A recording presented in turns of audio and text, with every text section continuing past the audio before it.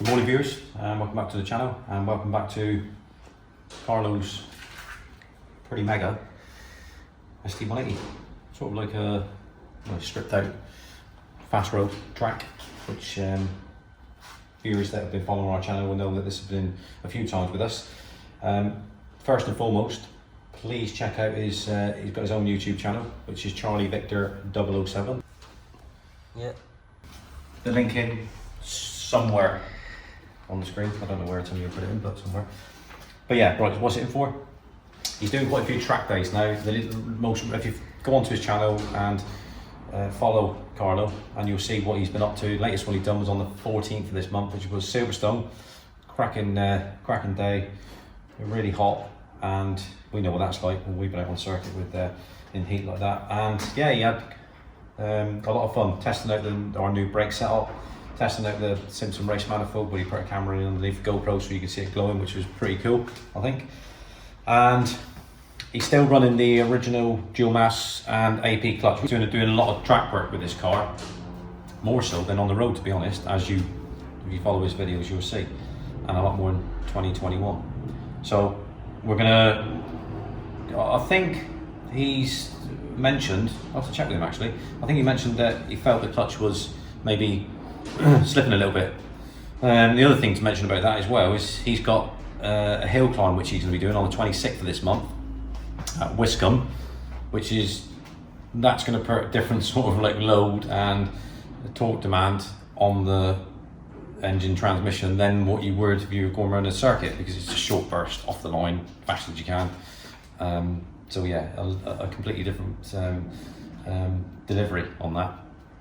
So he said he felt it was slipping a little bit, so we'll get that out, get the dual mass flywheel off, get the AP clutch off. He said nothing wrong at all with the standard setup, really good. We ran it in our car for a while, and but it's all relevant to what you're doing with the car. So we're gonna show you in a second what we're gonna be fitting in this car. People have probably guessed already, it'll be the same as what we fit in all the cars that we run, which is TTV Racing steel billet flywheel, lightweight flywheel, obviously the cover, the race cover, and the drive plate. In this application it'll be the cerametallic, not the organic. Point is putting the organics fine, but just go straight to cerametallic, heavy duty, yeah Timmy? Yeah. Because of what he's doing with it, all the track work. It's a little bit slightly harsher on the pickup, but it will do the job, no problem at all, and you ain't going to be slipping that one. So that's what we're going to be cracking on with. We'll move on to the rear of the car now, to me, past the rear of the car to the bench, and then we'll explain what we're on now. As you know, viewers, Carlos, he likes, he's a bit of a tinkerer, so he likes having a crack at stuff himself, which is, we like that, it's great to do that, and he gets great satisfaction as well, so that's what it's all about. So anyway, on the bench. So let's start from here. So we've got the normal 75 fully synthetic Syntrans FE oil Castro. Really important they put that in. New concentric slave.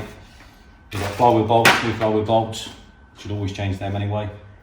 We'll put some Worth thread lock on them as well. They'll all be torqued up to the correct settings. Dry shaft seals. You know, we wouldn't just take a chance and think, oh, they look alright. The box is out, just change them. Because if you don't, and then they start leaking, you're gonna have to change them anyway. So we just do it while you're there for what they cost. Steel billet lightweight flywheel, there it is, you've seen these before. Okay, all balanced, ready to go. Cover, we like that, always say that, yeah? Yeah. Not a lot of stuff made in England these days, but these are, that's what we like about them. So that's the cover. And stripe plate, which is cerametallic, 5-pad. No, I don't know, is that for your benefit? What are you trying to say? Can't really get that wrong, can you? No. I bet some people do though, when they don't take any notice of what it says. They just bang it in. And then, yeah. We do know people that have done, not on one of these, but we do know people that have done that, don't we, Timmy? Yep. And then we got the bolts, which can't use your visuals. These are for the cover for the TTV, and they come with a, you know, like Nordlock washer. So you don't need to put any thread lock on these. And they'll be torqued up. There's the torque specifications. This is what you get with TTV, which you should really read, because we do. But we fit a few of these now, so it's no big deal, is it? That's it. Ready to go. Now that's the easy bit, and now it's not a hard bit, but yeah, I'm ready to go. They're dirty already, so I must have been doing something to me. Was that yesterday? Was it the day before? The day before? Yeah. Well, no comment. No comment. No comment. Fair enough. I think it was yesterday. Right. Okay. Let's crack on. Excited. Right. At the back of Carlo's car now.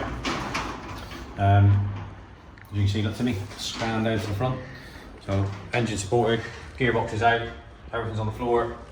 Well, down here, look. You've seen it earlier on when we presented it, but flywheel, cover, dry plate, old clutch. So they do have, they have to have a little bit of play in them. You know, they're not, dual mass flywheels are not like completely solid. They don't move. Of course they do. But yeah, there's a bit of wear on there. You know, you got your lateral, you got your vertical movement, look. So not done too bad. Cover's alright, but look at how close he is to the rivets. So he's touching that one there. So he's pretty much, that's why he was experiencing a bit of slip when he was asking for a bit more torque, especially with RT330, which this car is. So what we were doing here, the concentric slave is all in. So that's the new concentric slave. Old one's there in case you think on time hits. Alright.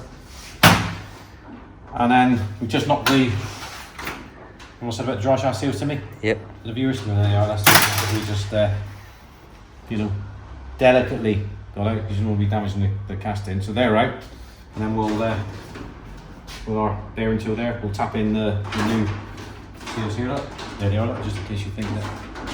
Yeah, I'm trying to put these back in. All right. That's it. So let's crack on and get them seals into me, and then we'll carry on the vid when we start doing the install. Obviously I'll get the flywheel on, we'll get all that cleaned up, brake cleaning up, get it on, get it all torqued up, and then we'll vid the process as we go. Right, see you soon. Right, as if by magic, they're in. Hey Timmy? Amazing. Amazing, isn't it? So they're in, obviously you've seen the concentric slave, box is all cleaned up, and we're ready to start on the flywheel. Right, close shot. The flywheel's on. The TDV race cover is on. You can't actually see it, but the ceramic metallic dry plate is all in there. All been torqued up to the correct settings. That's flywheel on the right procedure, stage 1, 2, 3, 4. And from pictures you see with our snap-on torque wrench, mega that thing. It does, you know, bleeps at you and tells you on the sequence with the LEDs, and also you can do degrees on it as well. So you can't, you know, things have advanced quite a lot, you know, with a normal click, but then they won't do degrees. Well, I suppose you can get one with a mechanical gauge or whatever, but look, it's expensive, that snap-on, but it's pretty awesome. So that's all done, and like I said to you, I put some thread lock on the flywheel box as well, just as an extra precaution. These are different, so the flywheel bolts are the same as OE, we replace them, same torque settings. Covers a different matter because it's the way it's bolted is differently. So whereas it's like M8 bolts on the original, these are now M6 Allen keys, and it's a different torque setting. So whereas the originals are like 25 newton meters, something like that. But these are only like 12 newton meters because they're M6 and the smallest. The way it's different, the way that it bolts on. So we're ready to get the gearbox straight in. So let's crack on. Right viewers, so as you can see from the bike now, gearbox is all back in. Obviously TTV clutches on, we showed you that in the pictures, didn't we? So we just ran out of time, didn't we, really, on Friday, wasn't it? Yep. So we're crack on with it. Well, yesterday was mentally busy, so today was the first opportunity we had to crack back on with it. And it's done, yes, the box is all in, everything's all connected up, everything's all marked. We've fed the clutch through, that's all done. So all we got to do now is build all that side of it up, put the charge plug back on, put some oil in the gearbox, and we get that to me. Yep, most important. We'll be in trouble, won't we? Oh yeah. And last to the end of the road, won't it? Yeah, done that puncture on the rear, which is quite straightforward. We've got to put some top camera box in, although Carlo's got the BNC adjustables. They're like the KWs. The problem is you can't get to the camber adjustment. You'd have to cut this right out, the top turret, which is nuts. I mean, it's alright if you don't care, but like our H&R ones, which we run on ours in Montes and no, not Tim Dodges, Malcolm's. That's right, isn't it? I think so. I'm not sure.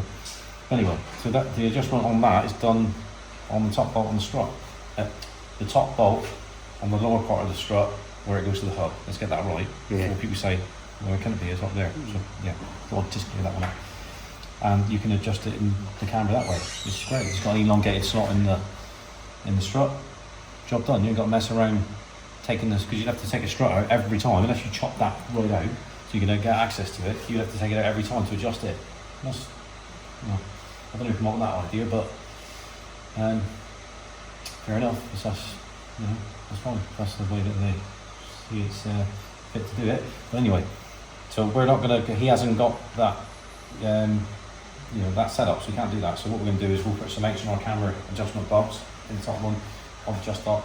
I always set the camera up myself, messing around with the computerized 4-wheel liners. Just do old school by eye. Got the camera gauge on there, and I'll set the tracking up on the other ramp. I'll drive it. I'll soon know where it's right up by driving it. I'll set the little beast up like that. And Cycle Sanders driving it around. I'm sure if one any good, he would have told me. So that's the next jobs to do, viewers. So we're just going to stop for a bit of lunch, and then we'll come back and crack on and finish up. See you soon. Right, final instalment of Carlos. TDV clutches all in there, steel billet lightweight flywheel, 5-pad ceramic plate, obviously race cover to go with it as the kit. We've, while it's here, we emptied out the catch cam for him because he did make us aware that he's not done that recently. So that's all done. We've just switched it, to, as you can see, onto the MOT ramp. So once we get all our MOTs done for the day, this is the one we use for to do the wheel alignments as well. So we've got the laser gauges. What we'll do is, I've just done the camber, so we've got the camber gauge on them. But it's maxed out on the negative camber with the H&R camber bolts, about 2.5 degrees of negative camber on the front, which will help him, his grip side of it loads. I mean, that's what we ran on the little beast originally, and then we switched to the H&R coilovers, which gives you even more. But that's pretty much maxed out for the application that he's got with regards to the B&Cs. So we're just going to set the alignment up now. We'll use that as a guide. I'll set it up and then we'll drive it, bring it back, make sure that it's pretty pointy on the steering side of it, what with the camber, and we'll come back, recheck it again, make sure it just drives straight. Eventually, look, the camber, the road will take it. The R888 tires is going to go off eventually. But yeah, so we're all pretty much nearly there. So we'll do a finish up once we've done the bits and pieces on it. Yeah, so let's crack on to me.